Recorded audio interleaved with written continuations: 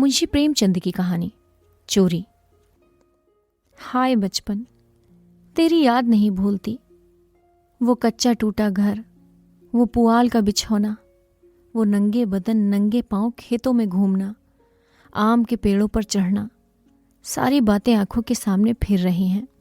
चमरौंधे जूते पहनकर उस वक्त जितनी खुशी होती थी, अब फ्लेक्स के बूटों से भी नहीं होती। गरम पनुए रस में जो मज़ा था, वो अब गुलाब के शरबत में भी नहीं।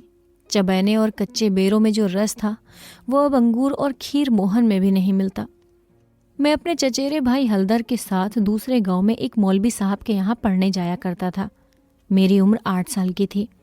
हलदर मुझसे 2 साल बड़ा था। हम दोनों प्रातःकाल बासी रोटियां खाकर दोपहर के लिए मटर और जौ का चबैना लेकर चल देते थे। फिर तो सारा दिन अपना था। मौलवी साहब के यहाँ कोई हाजिरी का रजिस्टर तो था नहीं, और ना ही गैर हाजिरी का जुर्माना ही देना पड़ता था। फिर डर किस बात का। कभी तो थाने के सामने खड़े सिपाहियों की कवायद देखते, कभी किसी भालू या बंदर नचाने वाले मदारी के पीछे पीछे घूमने में दिन काट देते, कभी रेलवे स्टेशन की ओर निकल जाते और गाड़ियों की बहार देखते। गाड़ियों के समय का जितना ज्ञान हमको था, उतना शायद टाइम टेबल को भी ना था। रास्ते में शहर के एक महाजन ने एक बाग लगवाना शुरू किया था। वहां एक कुआं खुद रहा था। वो भी हमारे लिए एक दिलचस्प तमाशा था। बूढ़ा माली हमें अपनी झोपड़ी में बड़े प्रेम से बैठाता था। हम उससे झगड़ झगड़ कर उसका काम करते। कहीं बाल्टी लिए पौधे को सींच रहे हैं, कहीं खुरपी से क्यारियां गोड़ रहे हैं, कहीं कैंची से बैलों की पत्तियां छाट रहे हैं। उन कामों में कितना आनंद था। माली बाल प्रवृत्ति का पंडित था। हमसे काम लेता, पर इस तरह की मानो हमारे ऊपर कोई एहसान कर रहा है। जितना काम वो दिन भर में करता था, हम घंटे भर में निपटा देते थे। अब वो माली नहीं है, लेकिन बाग हरा भरा है। उसके पास से होकर गुजरता हूं तो जी चाहता है उन पेड़ों से गले मिल कर रहूं और कहूं, प्यारे, तुम मुझे भूल गए, लेकिन मैं तुम्हें नहीं भूला। मेरे हृदय में तुम्हारी याद अभी तक हरी है, उतनी ही हरी जितने तुम्हारे पत्ते। निस्वार्थ प्रेम के तुम जीते जागते स्वरूप हो। कभी कभी हम हफ्तों गैर हाजिर रहते, पर मौलवी साहब से ऐसा बहाना कर देते कि उनकी बढ़ी हुई तेवरियां उतर जाती। उतनी कल्पना शक्ति आज होती तो ऐसा उपन्यास लिख डालता कि लोग चकित रह जाते। अब तो हाल है कि बहुत सिर खपाने के बाद कोई कहानी सूझती है। खैर, मौलवी साहब दर्जी थे। मौलवीगिरी केवल शौक से करते थे। हम दोनों भाई अपने गांव में कुर्मी कुम्हारों से उनकी खूब बड़ाई करते थे। यूं कहिए कि हम मौलवी साहब के सफरी एजेंट थे। हमारे उद्योग से जब मौलवी साहब को कुछ काम मिल जाता तो हम फूले न समाते। जिस दिन कोई अच्छा बहाना न सूझता, मौलवी साहब के लिए कोई न कोई सौगात ले जाते। कभी कभी सेर आध सेर फलियां तोड़ ली, तो कभी 10-5 ईख, कभी जौ या गेहूं की हरी हरी बालें ले ली। उन सौगातों को देखते ही मौलवी साहब का क्रोध शांत हो जाता। जब इन चीज़ों की फसल ना होती तो हम सज़ा से बचने के लिए कोई और उपाय सोचते। मौलवी साहब को चिड़ियों का शौक था। मकतब में शाम बुलबुल, दहियर और चंडूलों के पिंजड़े लटकते रहते थे। हमें सबक याद हो ना हो, पर चिड़ियों को याद हो जाते थे। हमारे साथ ही वो पढ़ा करती थी। इन चिड़ियों के लिए बेसन पीसने में हम लोग खूब उत्साह दिखाते थे। मौलवी साहब सब लड़कों को पतंगे पकड़ लाने की ताकीद करते रहते थे। इन चिड़ियों को पतंगों से विशेष रुचि थी। कभी कभी हमारी बला पतंगों ही के सिर चली जाती थी। उनका बलिदान करके हम मौलवी साहब के रौद्र रूप को प्रसन्न कर लिया करते थे। एक दिन सवेरे हम दोनों भाई तालाब में मुंह धोने गए। हलधर ने कोई सफ़ेद सी चीज़ मुट्ठी में लेकर दिखाई। मैंने लपक कर मुट्ठी खोली तो उसमें 1 रुपया था। विस्मित होकर पूछा, ये रुपया तुम्हें कहाँ मिला? अम्मा ने ताक पर रखा था, चारपाई खड़ी करके निकाल लाया। घर में कोई संदूक की अलमारी तो थी नहीं।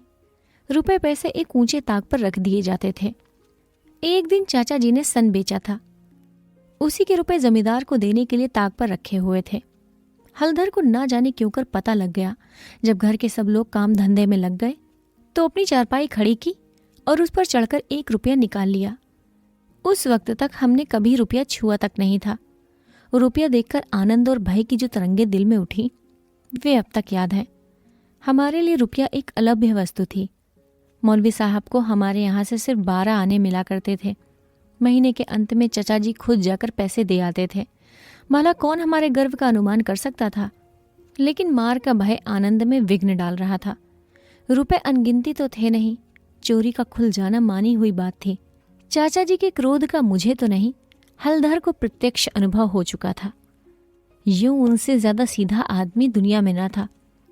चची ने उनकी रक्षा का भार सिर पर न रख लिया होता तो कोई बनिया उन्हें बाजार में बेच सकता था, पर जब क्रोध आ जाता तो फिर उन्हें कुछ न सूझता। और तो और चची भी उनके क्रोध का सामना करते डरती थी। हम दोनों ने कई मिनट तक इन्हीं बातों पर विचार किया और आखिर में निश्चय हुआ कि आई हुई लक्ष्मी को ना जाने देना चाहिए। एक तो हमारे ऊपर संदेह होगा नहीं, और अगर हुआ भी तो साफ इनकार कर जाएंगे, कहेंगे हम रुपया लेकर क्या करते।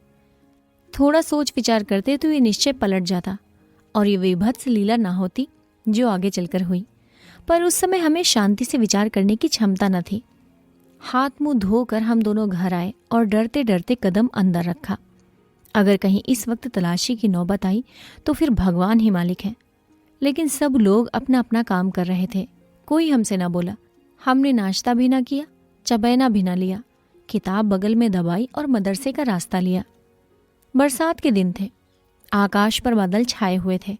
हम दोनों खुश खुश मकतब चले जा रहे थे।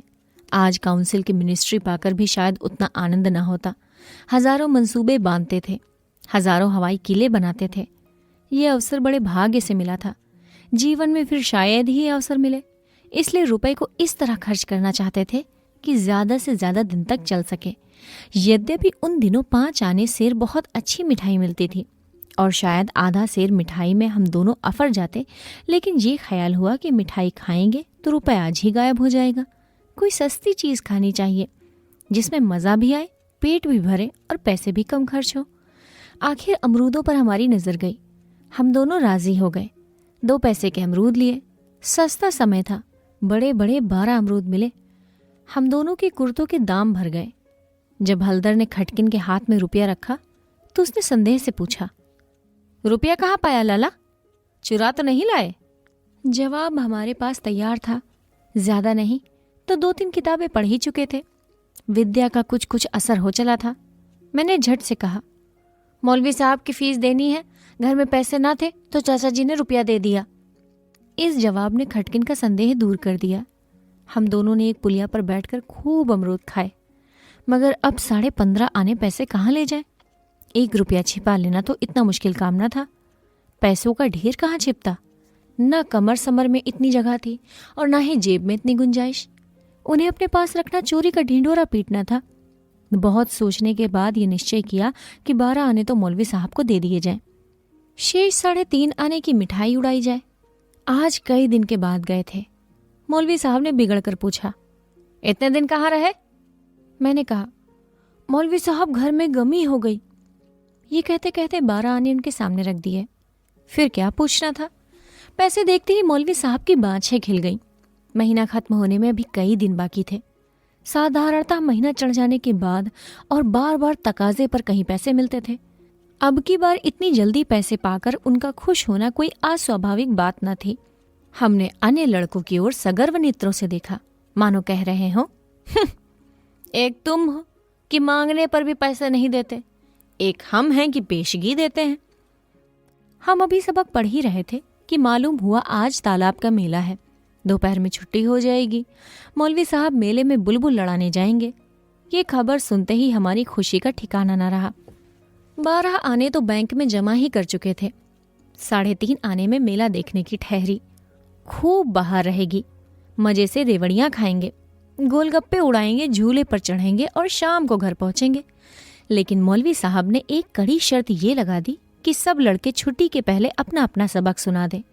जो सबक न सुना सकेगा उसको छुट्टी नहीं मिलेगी। नतीजा ये हुआ कि मुझे तो छुट्टी मिल गई, पर हलधर कैद कर लिए गए और कई लड़कों ने भी सबक सुना दिए थे। वे सभी मेला देखने चल पड़े। मैं भी उनके साथ हो गया। पैसे मेरे पास थे, इसलिए मैंने हलधर को साथ लेने का इंतजार न किया। तय हो गया कि वो छुट्टी पाते ही मेले में आ जाए और दोनों साथ साथ मेला देखेंगे। मैंने वचन दिया था कि जब तक वो नहीं आएंगे 1 पैसा भी खर्च न करूंगा।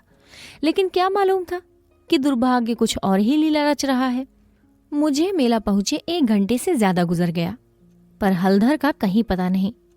क्या अभी तक मौलवी साहब ने छुट्टी नहीं दी या रास्ता भूल गए? आंखें फाड़ फाड़ कर सड़क की ओर ताकता रहा। अकेले मेला देखने में जी भी न लगता था। संशय हो रहा था कि कहीं चोरी खुल तो नहीं गई और चाचा जी हलधर को पकड़कर घर तो नहीं ले गए। आखिर जब शाम हो गई तो मैंने कुछ रेवड़ियां खाई और हलधर के हिस्से के पैसे जेब में रखकर धीरे धीरे घर चला। रास्ते में ख्याल आया मकतब होता चलूं, शायद हलधर अभी भी वहां हो, मगर वहां सन्नाटा था। हाँ, एक लड़का खेलता हुआ मिला। उसने मुझे देखते ही जोर से कह कहा मारा और बोला, बच्चा घर जाओ तो कैसी मार पड़ती है। तुम्हारे चाचा आए थे, हलधर को मारते मारते ले गए हैं। अजी ऐसा तान के घूसा मारा कि मियाँ हलधर मुंह के बल गिर पड़े। यहाँ से घसीटते ले गए हैं। मौलवी साहब की तनख्वाह दे दी थी, वो भी ले ली। अब कोई बहाना सोच लो, नहीं तो बेभाव की पड़ेगी। मेरी सिटी पिट्टी भूल गई। बदन का लहू सूख गया। वही हुआ जिसका मुझे शक था। पैर मन मन भर के हो गए। घर की ओर एक एक कदम चलना मुश्किल हो गया। देवी देवताओं के जितने नाम याद थे सभी की मानता मानी। किसी को लड्डू, किसी को पेड़े, किसी को बताशे। गांव के पास पहुंचा तो गांव के डीह का सुमिरन किया, क्योंकि अपने हलके में डीह की ही इच्छा सर्वप्रधान होती है। ये सब कुछ कर लिया, लेकिन ज्यों ज्यों घर निकट आता दिल की धड़कन बढ़ती जाती, घटाएं उमड़ी आती थी। मालूम होता था आसमान फटकर गिरना ही चाहता है। देखता था लोग अपने अपने काम छोड़ छोड़कर भागे जा रहे हैं। गौरू भी पूंछ उठाए घर की ओर उछलते कूदते चले जाते हैं। चिड़िया अपने घोंसले की ओर उड़ी चली जा रही हैं, लेकिन मैं उसी मंद गति से चलता जा रहा था। मानो पैरों में शक्ति नहीं। जी चाहता था जोर का बुखार चढ़ाए या कहीं चोट लग जाए, लेकिन कहने से धोबी गधे पर नहीं चढ़ता, बुलाने से मौत नहीं आती। बीमारी का तो कहना ही क्या। कुछ ना हुआ और धीरे धीरे चलने पर भी घर सामने आ गया। घर क्या हो, हमारे द्वार पर इमली का एक घना वृक्ष था। मैं उसी की आड़ में छिप गया कि जरा और अंधेरा हो जाए तो चुपके से घुस जाऊं और अम्मा के कमरे में चारपाई के नीचे जा बैठूं। जब सब लोग सो जाएं तो अम्मा को सारी कथा कह सुनाऊंगा। अम्मा कभी नहीं मारती। जरा उनके सामने झूठ मूठ रोऊंगा तो वो भी पिघल जाएंगी। रात कट जाने पर फिर कौन पूछता है, सुबह गुस्सा ठंडा हो जाएगा। अगर ये मंसूबे पूरे हो जाते तो इसमें संदेह नहीं कि मैं बेदाग बच जाता। लेकिन वहां विधाता को कुछ और ही मंजूर था। मुझे एक लड़के ने देख लिया और मेरे नाम की रट लगाते हुए सीधे मेरे घर में भागा। अब मेरे लिए कोई आशा ना रही। लाचार घर में दाखिल हुआ तो सहसा मुंह से एक चीख निकल गई, जैसे मार खाया हुआ कुत्ता किसी को अपनी ओर आता देखकर भय से चिल्लाने लगता है। बरौठे में पिताजी बैठे हुए थे। पिताजी का स्वास्थ्य इन दिनों कुछ खराब हो गया था। छुट्टी लेकर घर आए थे। ये तो नहीं कह सकता कि उन्हें शिकायत क्या थी, पर वो मूंग की दाल खाते थे और संध्या समय शीशे के गिलास में एक बोतल में से कुछ उड़ेल उड़ेल कर पीते थे। शायद वो किसी तजुर्बेकार हकीम की बताई हुई दवा थी। दवाएं सब बासने वाली और कड़वी होती हैं। ये दवा भी बुरी ही थी, पर पिताजी ना जाने क्यों इस दवा को खूब मजा ले लेकर पीते थे। हम जो दवा पीते हैं तो आंखें बंद करके ही एक घूंट में गटक जाते हैं, पर शायद इस दवा का असर धीरे धीरे पीने से ही होता है। पिताजी के पास गांव के 2-3 और कभी कभी 4-5 और रोगी भी जमा हो जाते और घंटों दवा पीते रहते थे। मुश्किल से खाना खाने उठते थे। इस समय भी वो वही पी रहे थे। रोगियों की मंडली जमा थी। मुझे देखते ही पिताजी ने लाल लाल आंखें करके पूछा, कहाँ थे अब तक? मैंने दबी जबान में कहा, कहीं कहीं तो नहीं। अब चोरी की आदत सीख रहा है। बोल, तूने रुपया चुराया कि नहीं? मेरी जबान बंद हो गई। सामने नंगी तलवार नाच रही थी। शब्द भी निकलते हुए डरता था।